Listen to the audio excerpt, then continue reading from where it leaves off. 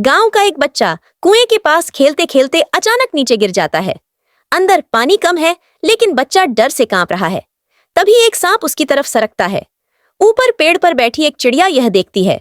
वह तुरंत उड़ती है, एक रस्सी पकड़कर लाती है और पेड़ से बांधकर उसका सिरा कुएं में गिरा देती है।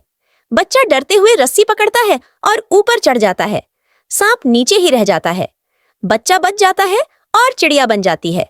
एक सच्ची हीरो। चैनल को लाइक और सब्सक्राइब जरूर करें ताकि आपको ऐसा ही मजेदार वीडियो मिले।